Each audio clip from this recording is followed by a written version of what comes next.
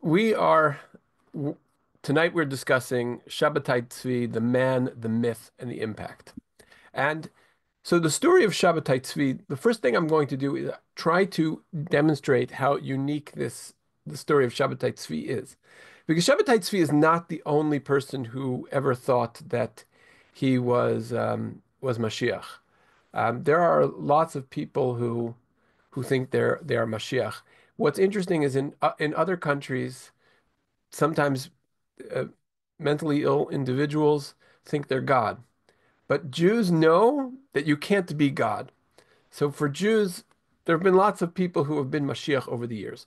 But one of the things about all the different Mashiach characters is that none of them had nearly the impact that Shabbatai Tzvi has had. And so the question that possesses all historians, all the people who try to deal with this question is what made Shabbatai Tzvi such a profound phenomenon that swept the Jewish world?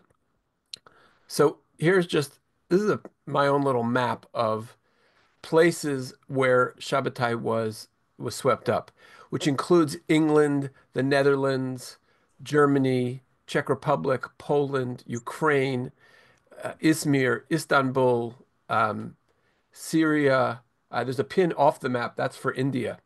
And there should be one down here for Yemen as well. Certainly Israel, Egypt, Morocco, other parts of North Africa, Italy. This, and you could ask a question, why is there no pin in Spain or Portugal? And the answer is because there were no Jews there. They'd all been kicked out. And that's certainly part of the story. You can't take the story of Shabbatai Tzvi out of the story of the the Marranos and the New Christians.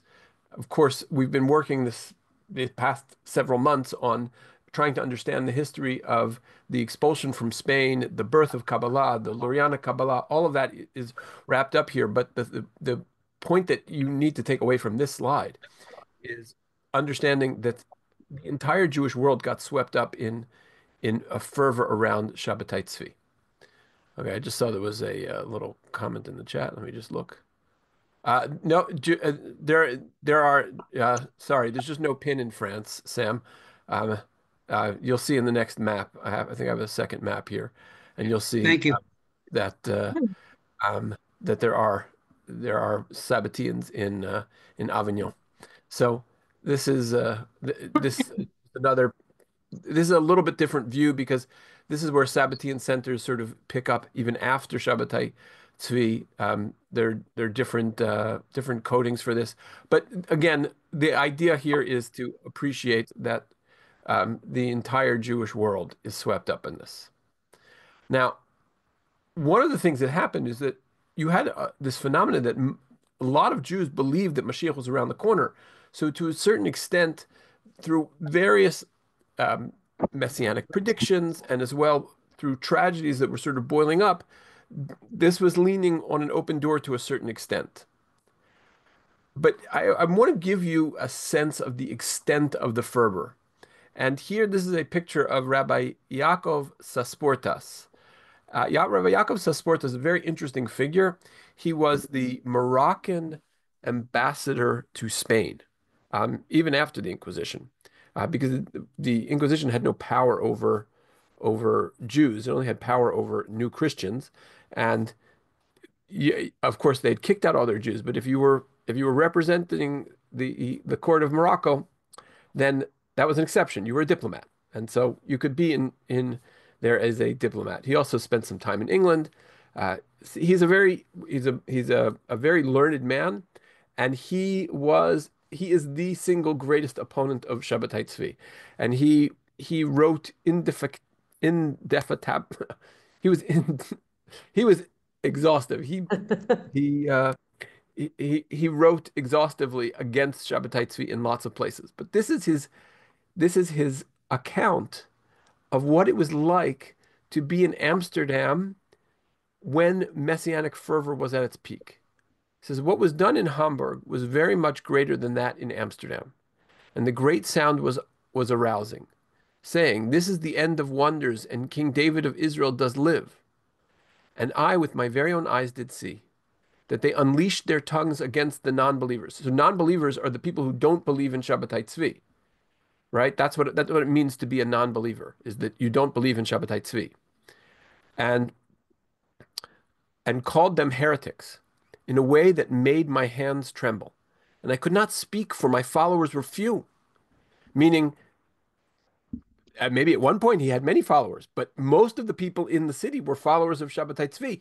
We're talking about Hamburg and Amsterdam, right? These are places are themselves are very close together, those two cities, and they're very far away from where Sabbatai Tzvi is at this time, which is in Istanbul.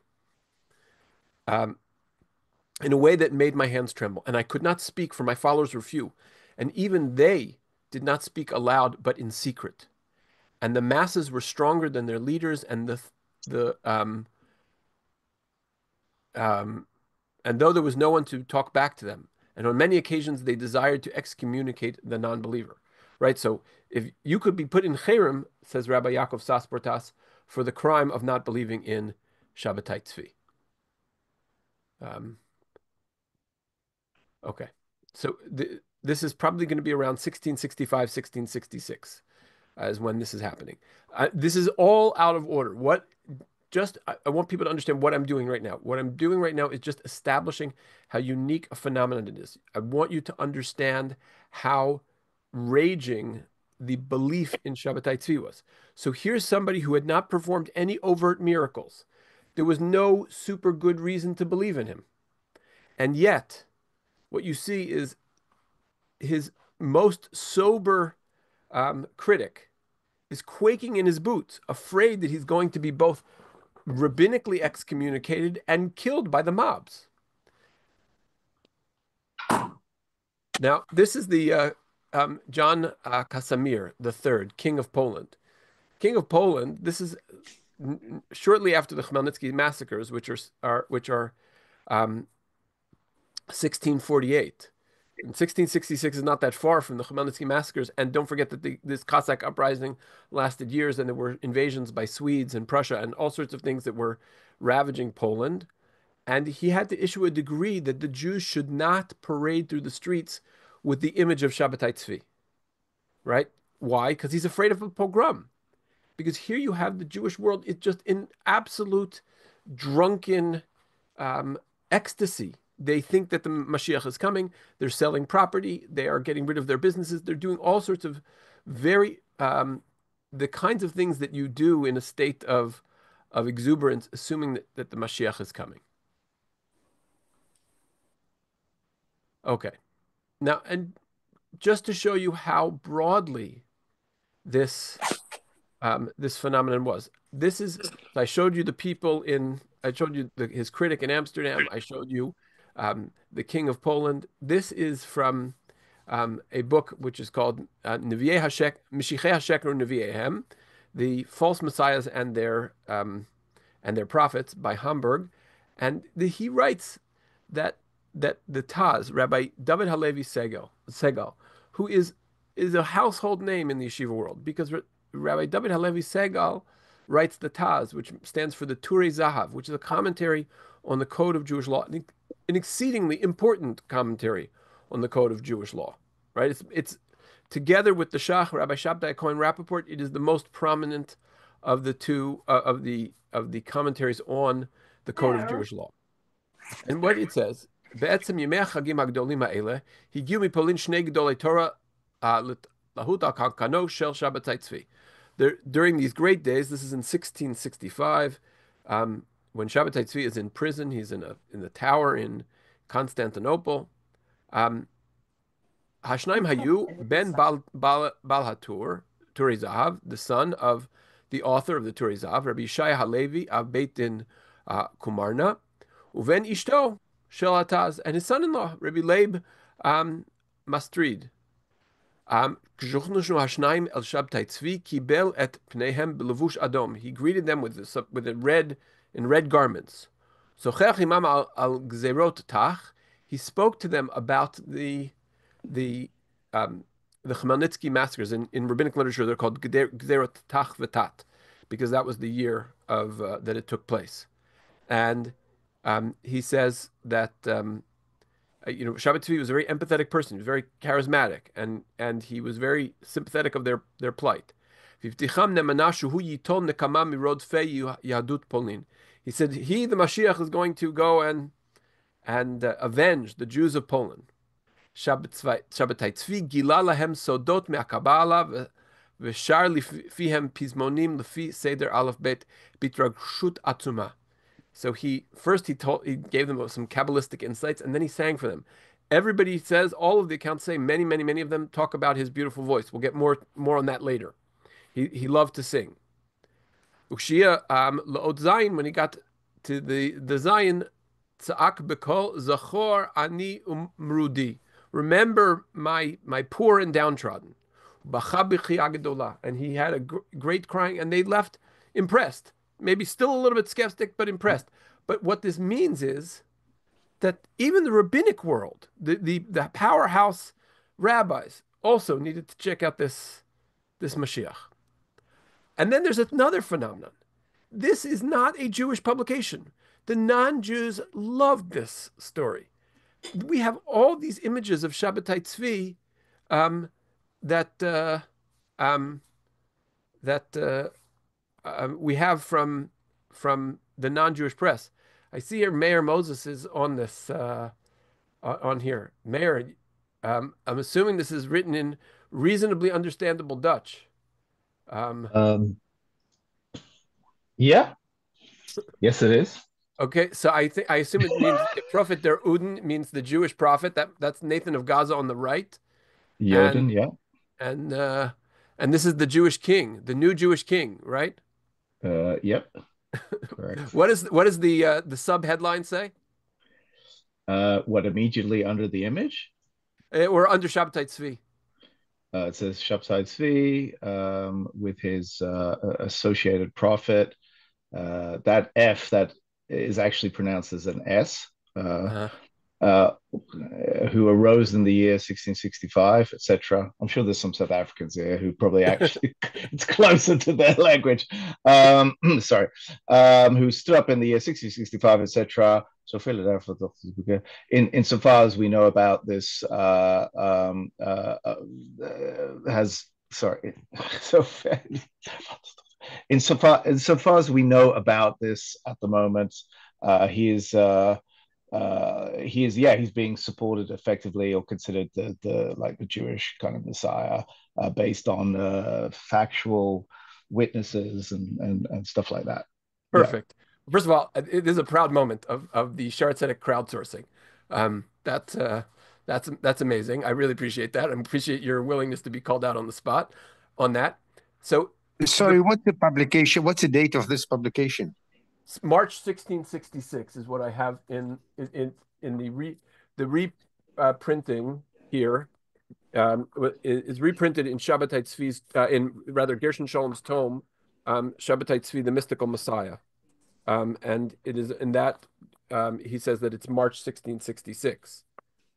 So I'm going to rely on him. I have no source material better than that to tell you when this was, but I'm using this as a good example of the fact that the non-Jewish press picked this up and they printed many broadsheets on this subject, which we will get to, maybe not tonight, but certainly in future installments. Now, let's talk a little bit about this individual because we're going to, and the rest of tonight, we're going to sort of walk through who Shabbatai Tzvi was as a man. Well, I can tell you, I have not planned to really answer the question fully about, what made this happen, but he's a very unique individual, and it's worth appreciating that. So by all accounts, he's very charming and good looking. He's very empathetic. He has a beautiful singing voice. And the people who meet him find him quite quite personable. Now, let's just start with the fact that he's born on the 9th of Av, which is also Shabbos 1625. Now, I'm going to venture a guess that many of us know that there is an old tradition. I heard Rabbi David Katz say that the farthest he can trace it back is the Sefer HaManhig, which is maybe 13th century Provence, who says that's the oldest source he has. But perhaps there are older sources. that say that the Mashiach is going to be born on Tisha B'Av. And of course, Tisha B'Av, which is also Shabbat, is very portentous. It seems that this date of his birth is actually substantiated. I'm sure that he's not the only Jew who's ever been born on Shabbat, which is Tisha B'Av. But you know, it it's it certainly lends credibility to the idea. Now, at the very first time we see something very strange about Sabbatai Tzvi is recorded by Nathan of Gaza. We'll get to him in a minute. In 1631, and he suffers a dream to a sensitive part of his male anatomy, and this may contribute to the fact that he has trouble consummating his marriages. And so this is Nathan of Gaza. We will not really fully meet Nathan of Gaza until next week at the very earliest. Nathan of Gaza is the um, is Shabbatai. He'll be Shabbatai Tzvi's prophet, and he's a very important part of this story. And he writes a number of works, but one of them is called B'ikvot HaMashiach, which means in the footsteps of the Messiah. And he records a lot of details about Shabbatai Tzvi's life. And so he writes, when Shabbatai was 6 years old, a flame appeared in a dream and caused a burn on his penis. And dreams would frighten him, but he never told anyone. And the sons of whoredom, the demons, accosted him so as to cause him to stumble, and they beat him, but he would not hearken unto them. They were the sons of Naamah, the scourges of the children of man, who would always pursue him so as to lead him astray. So let's just work a little bit backwards. The distracting item here is who's the sons of Naamah?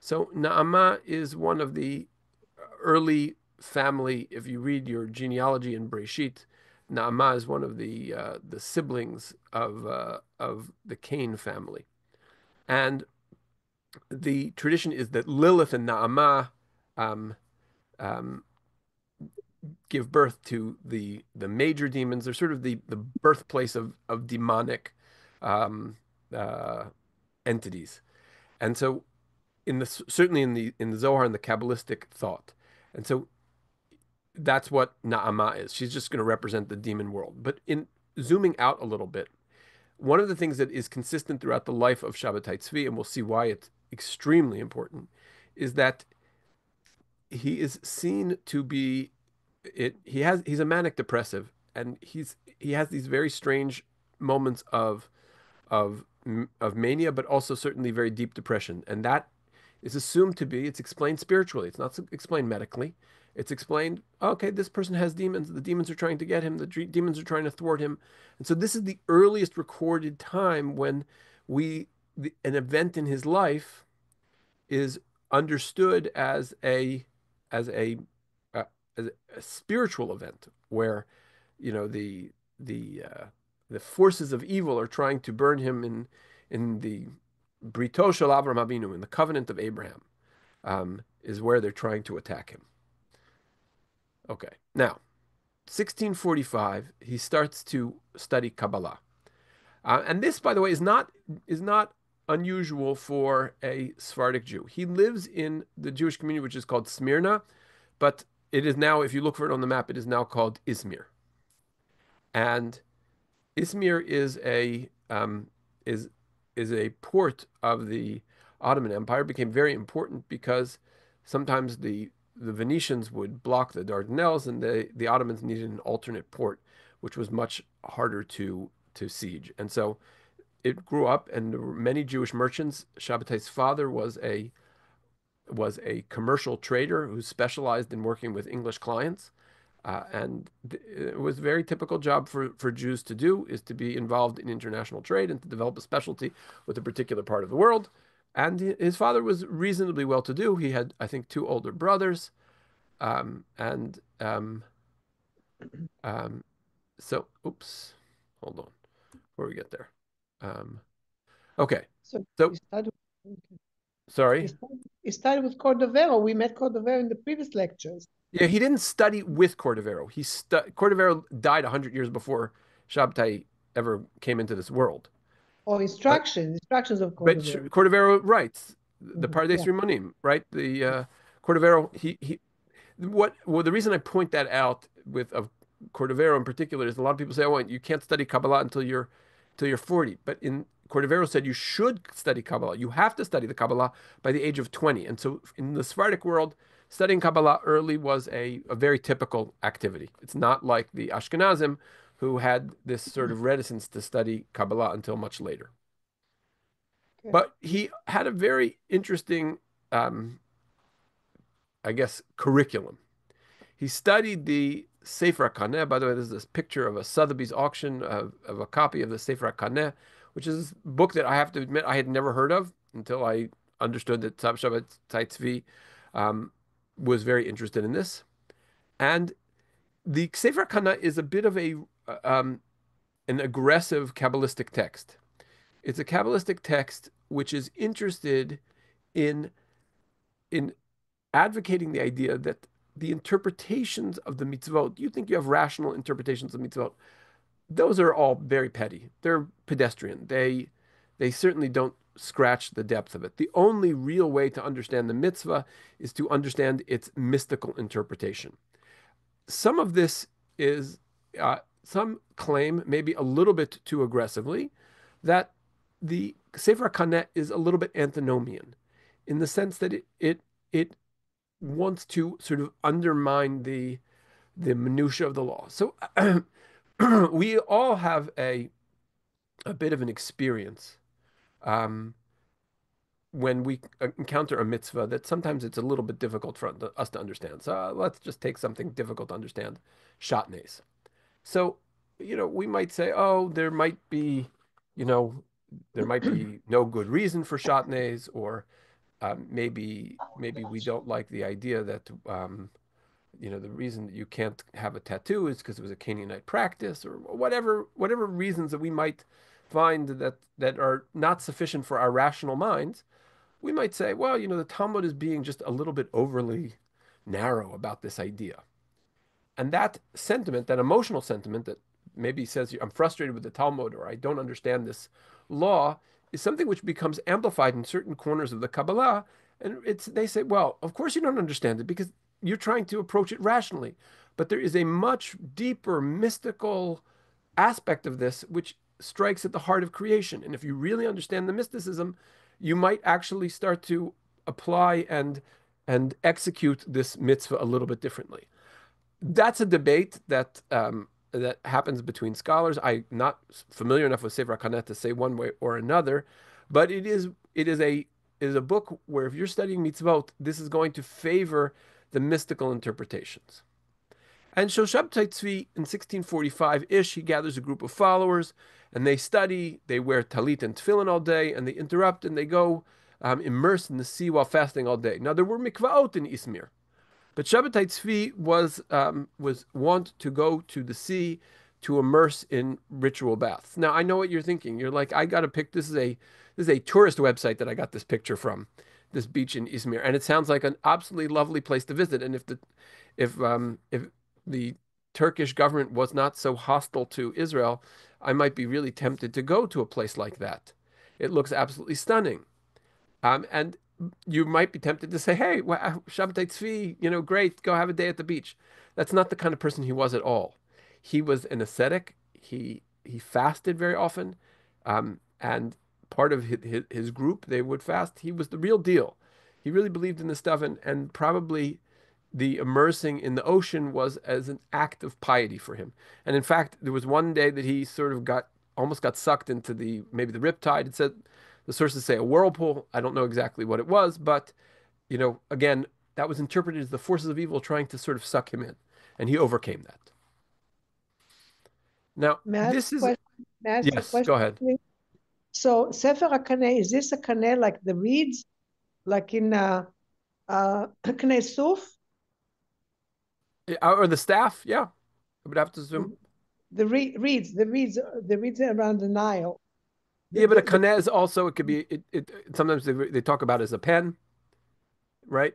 Um, so yeah, I have to confess, I don't have any familiarity with that book at all. But Peculiar name for a book. Yeah, okay.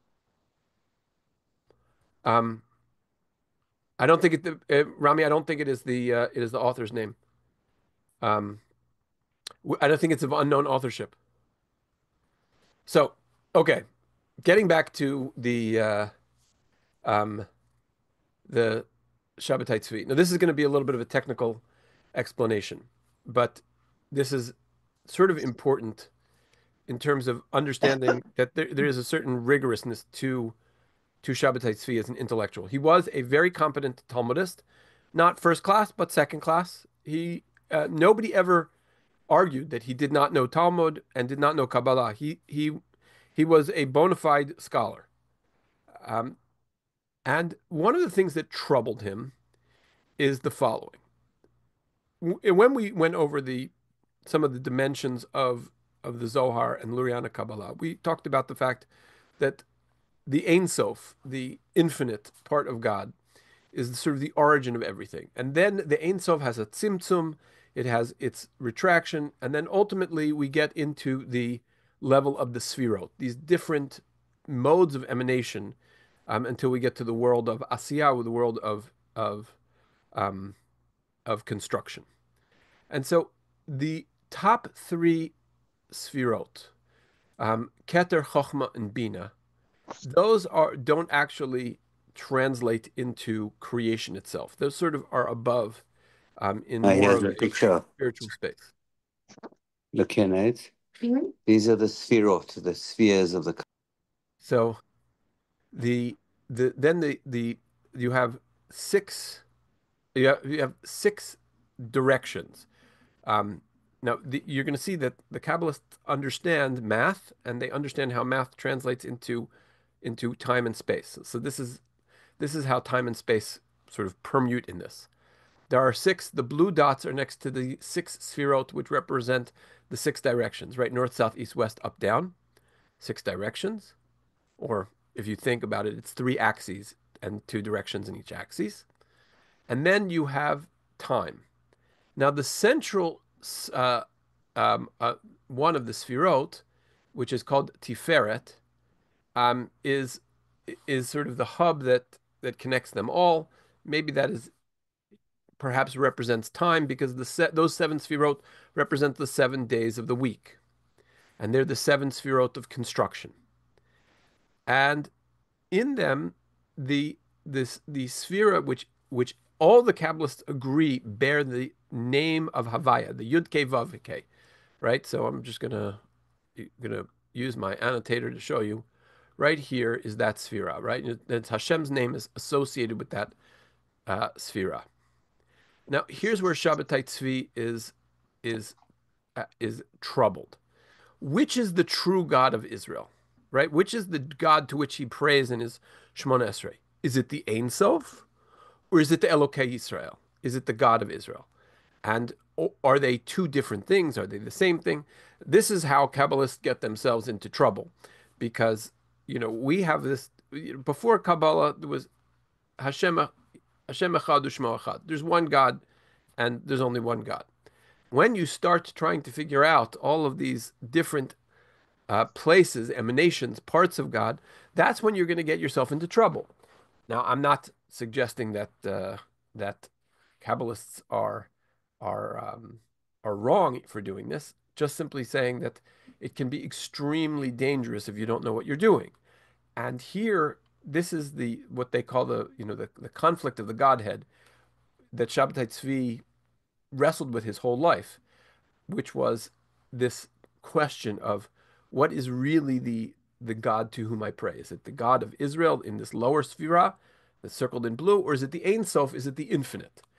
And I'll just tell you that this is not, these kinds of questions are questions that appear in other places. So, for example, like there's a question between, um, let's say, Rabbi Chaim Volozhiner and the Lubavitcher Rebbe in where is the Torah created? In which level of God is it? Does the Torah belong to the Ein Sof?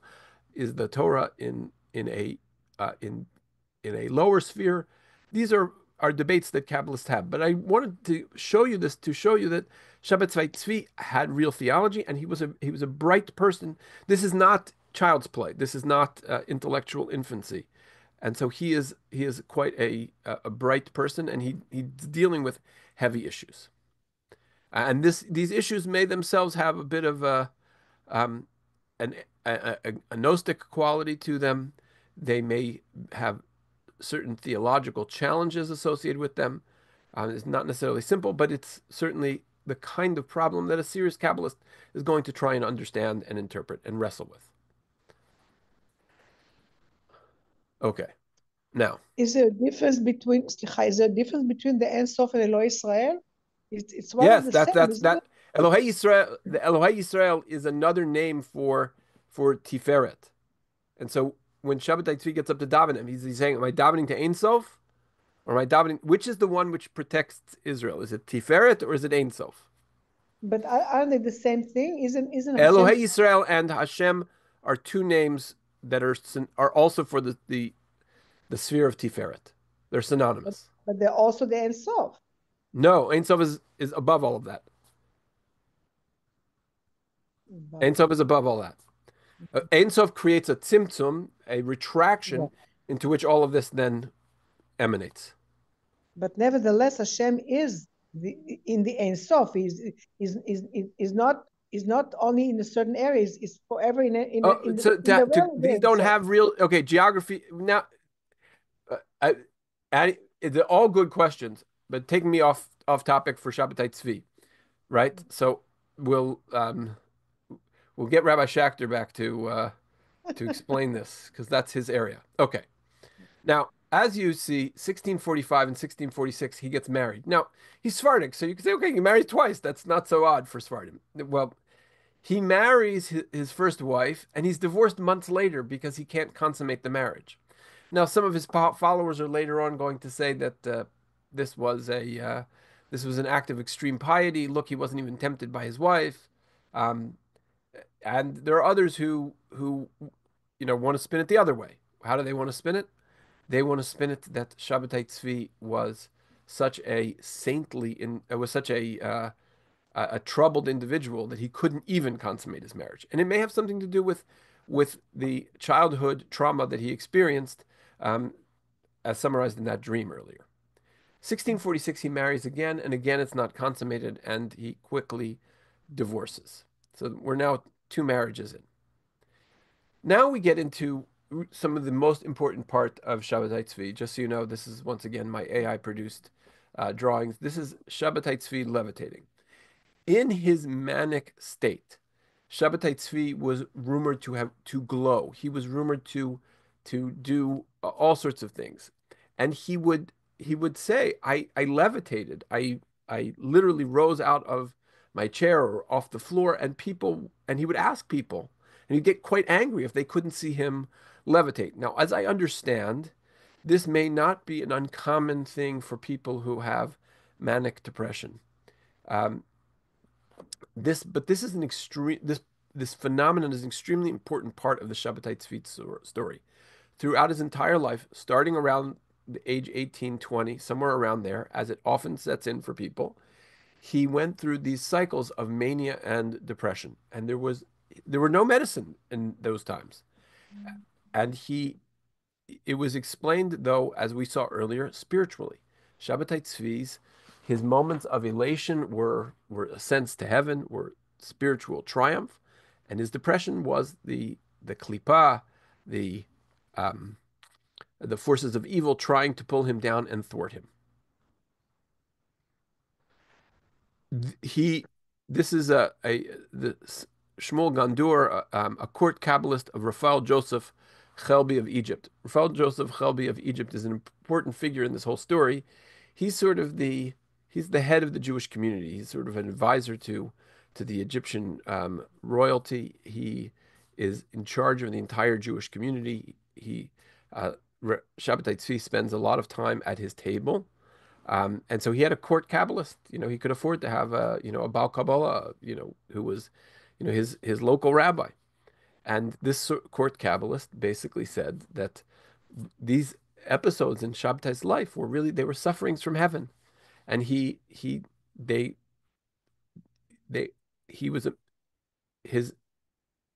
psychological challenge was translated into entirely spiritual terms, which cannot be divorced from this whole picture.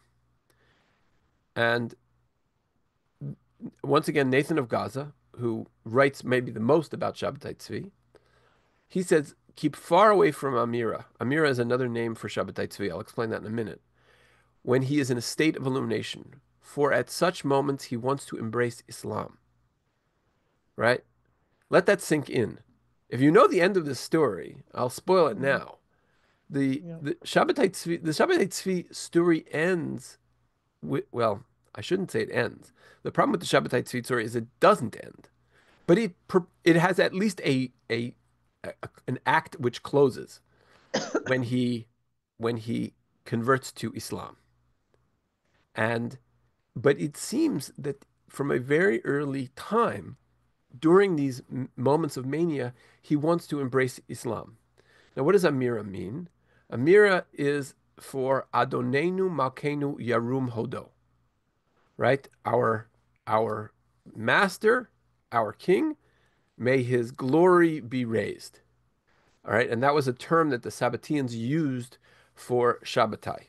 Um, this is why people get very nervous at the signs and flags that say Yechi Adonenu Morenu V'Rabenu, because the trauma of Shabbatai Tzvi has not been forgotten by the Jewish community, and so the idea that somebody could um, bear a similar honorific, a similar rallying cry, a similar bumper sticker, if you will, is a very troubling thing. Mhm. Okay, so here we back up to the timeline. So 1648, the Khmelnytsky massacres take place, and in 1648, probably not divorced from it, he has his first messianic revelation. And this takes place in Izmir. The Izmir is in. Let me go back to our map. That might be helpful. Okay, Izmir is right here on. Let me get my. Izmir is right here, right in the Mediterranean. It's a Mediterranean port, and over here, anybody know what that looks like? What did I just circle? It's in the news today. It's the Crimean. Right, that's Crimea, right? So Right. Khmelnytsky massacres are happening over here. And In what's Ukraine. happening is that the Cossacks are so brutal that the Jews are throwing themselves at the Tatars. And they're saying, take us as slaves.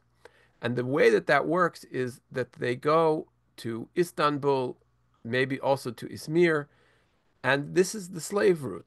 This route here is the slave route. And so in Istanbul and where Shabbatai Tzvi is living, you have all of these Jewish slaves coming. Now, what what relationship do the Jews there have to these slaves? The relationship they have to those slaves is that they are going to do pidyon shvuyim, and they're going to redeem them. Every city had its own chevrat pidyon shvuyim. They had committees where they took charity for the redemption of captives, because there were always the island of Malta was a slave port that the Christian pirates would capture Jews all the time. The Jews even had a broker there to release them. Jewish shipping companies used to have a defined insurance program, right? It was like an eighth of a ducat on every so many tons of you know of cargo, whatever it was. There was an actual insurance payment that you had to pay to the Chevra Pidyon Shvuyim in order to um, finance the fact that people got captured all the time. And so here, the Shabtai Tzvi's, where he's living, they are experiencing sort of the second wave, or the secondary blast of the Khmelnytsky rebellion. And so he sees how terrible this is. He's again a very empathetic person, and he declares himself to be Mashiach.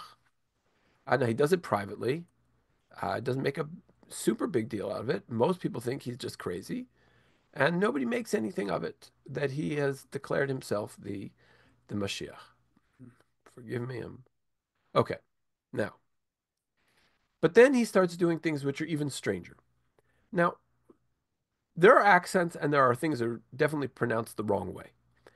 And he regularly gets up, sometimes he's called to the Torah, and he pronounces the name of God, the ineffable name of the God, Yud Ke Vav Ke. And he pronounces it as the letters would suggest, right? Whenever you see Yud He Vav He in the Torah, it's pronounced as it's called Shem Adnut, because we use the word Adonai, right?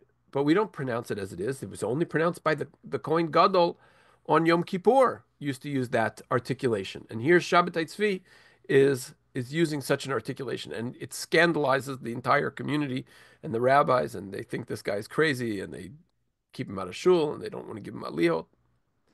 And Gershon Shalom talks about the fact that Sabbatai Tzvi is now breaking rules. And this maybe slides a little bit out of order, but you'll see the examples of it to follow. He says the inner law of the Sabbatean movement sprang from the depths of its founder's torn personality. Sabbatai Tzvi was, and part of him was an antinomian person, and he wants to forge a new law, and so that he's declaring God's name in its written articulation. He also does some other very strange things. And again, these things happen in his manic mode. This is, again, by the way, an AI produced drawing. This is one of the strangest things he does. He does this, by the way, in Salonika. He was kicked out of Izmir. The rabbis of Izmir get together and they kick him out. Now, they had thoughts about possibly killing him, because if you announce yourself to be the king of the Jews under the Ottoman Turks, it can be particularly bad for the Jewish community, because you are the Muslims process religion politically. Islam is a political religion. The head of the state is the head of the religion. And if you are going to make yourself the Mashiach, it is not something that they're going to understand as a purely religious concept. They're going to understand it as an attempt at political independence and a challenge to their authority. So the rabbis thought maybe we need to execute him, but they just thought he was too weird, and they thought it wasn't, they didn't need to go that far, so they just excommunicated him. So he has to leave. He has to leave Izmir, and he goes to Salonika, which is a very big Torah center in um, in Greece. in the Balkans, in Greece, and unfortunately, I think today there's very little left, but it was once upon a time, it was a massive Torah center, um, and a place of very serious scholarship. But again, what's Sabbatai Tzvi doing there? So he's pushing a baby carriage with a fish in it, and he says, "Oh, because it's symbolic of the fact that the redemption of Israel will come under Pisces."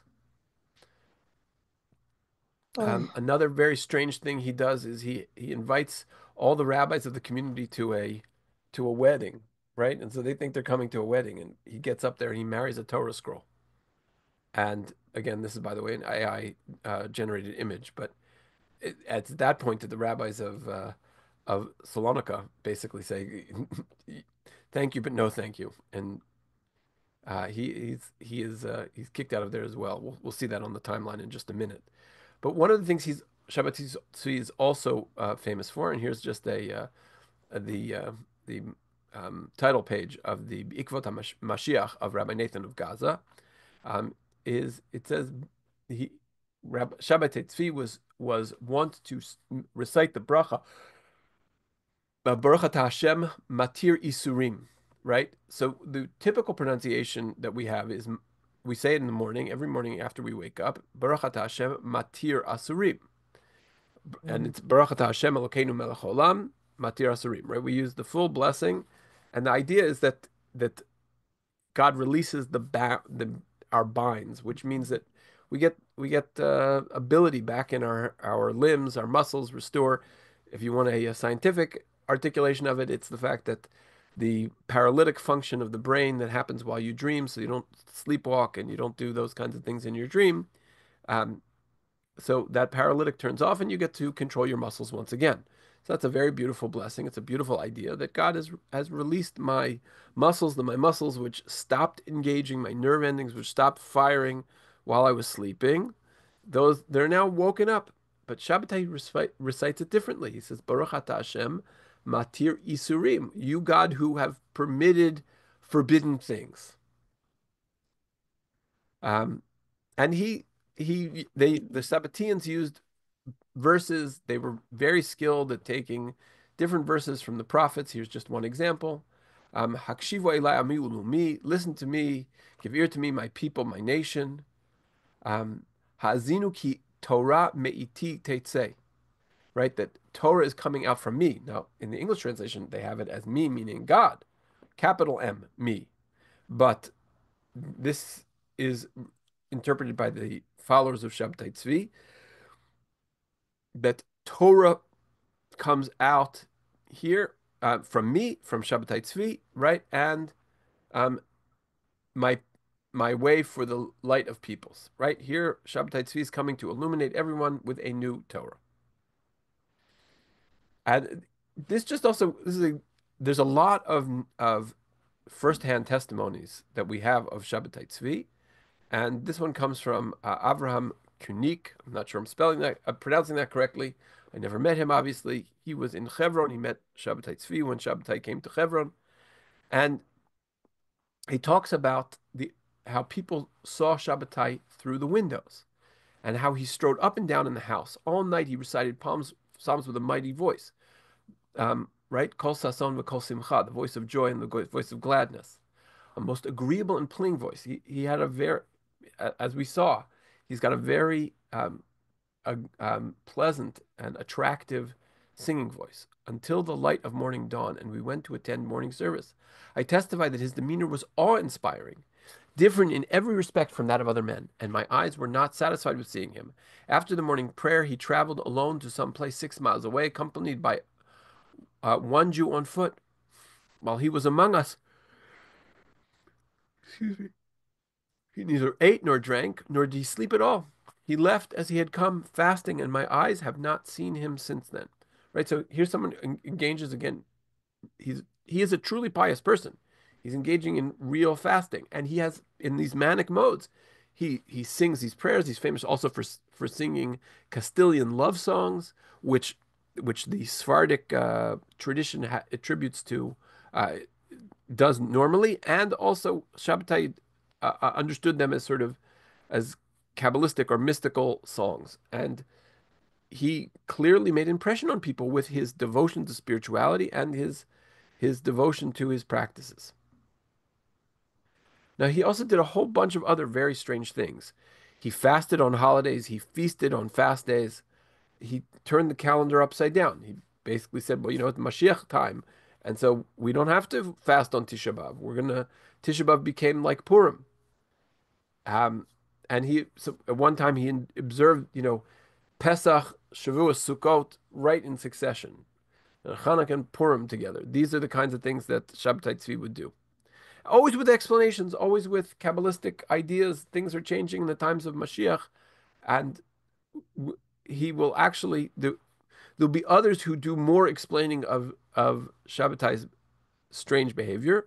But what I want us to take away is understand that he is acting like a manic depressive. In his moments of mania, he does things that are quite strange, and often he doesn't remember them. He doesn't remember that he had done them in those stages. Later he will, but in the early stages, he doesn't even remember some of the things that he has done.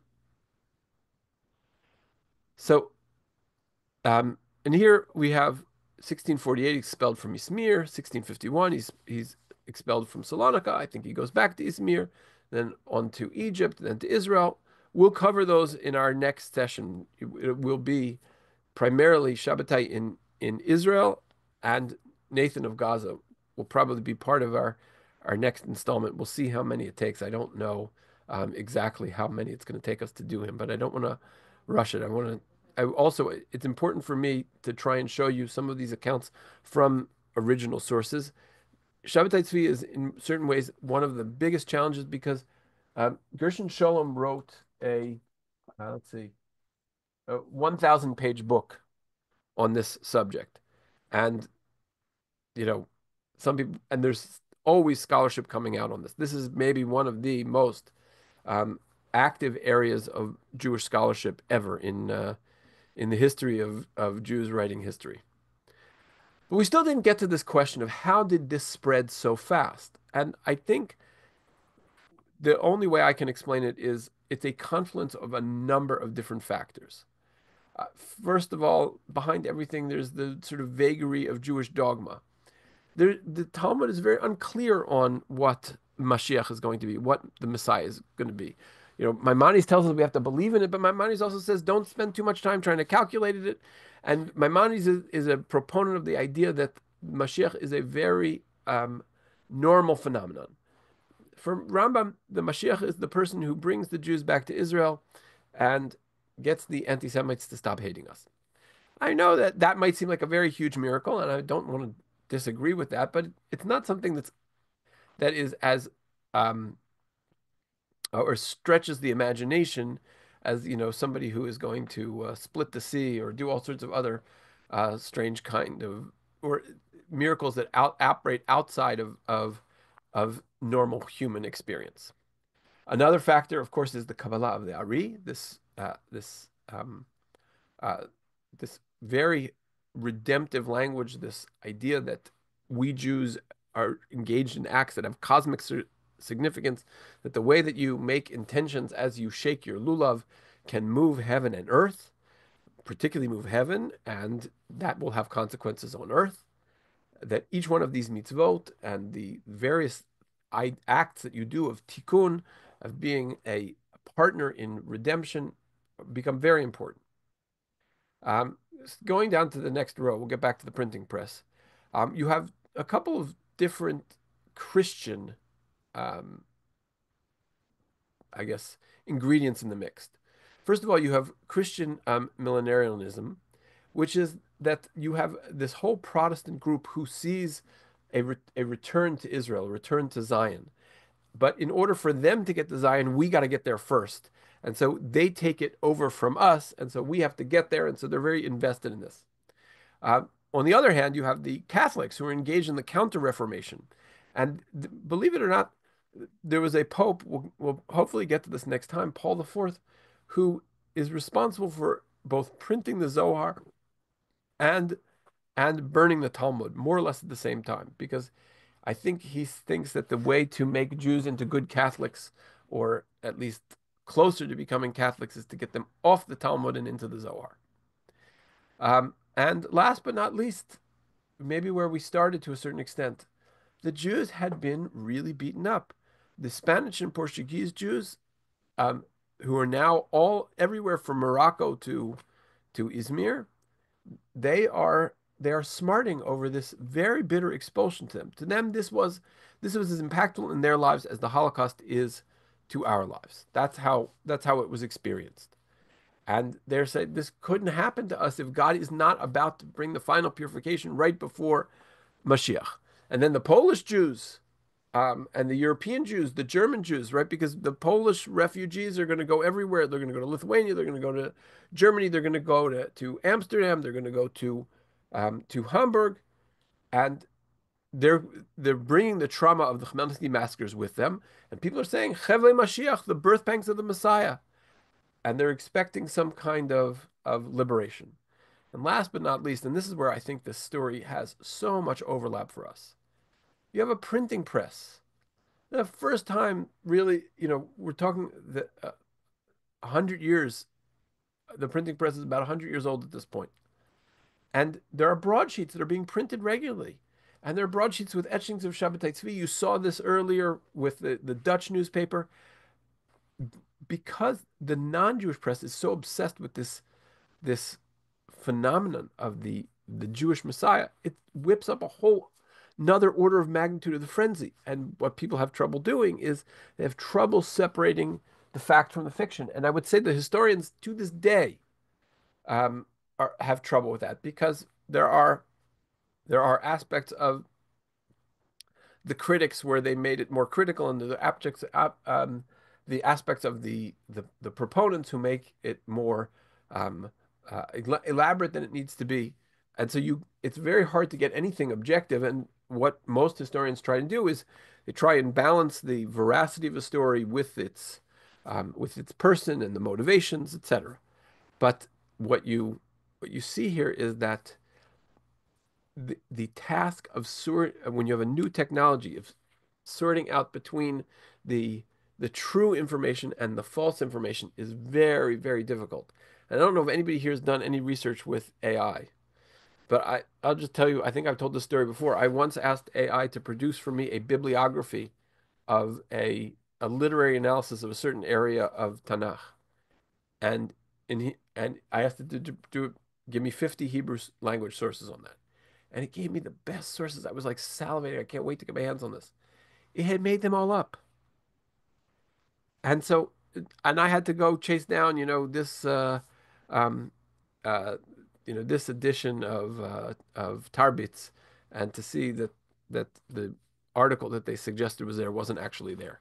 It was just an author who also wrote often in Tarbits, who wrote other things of a similar title, and it just sort of fabricated because that's what it does. It doesn't have information. It fabricates. The point being, new technologies are um, filled with falsehoods, and this was no different.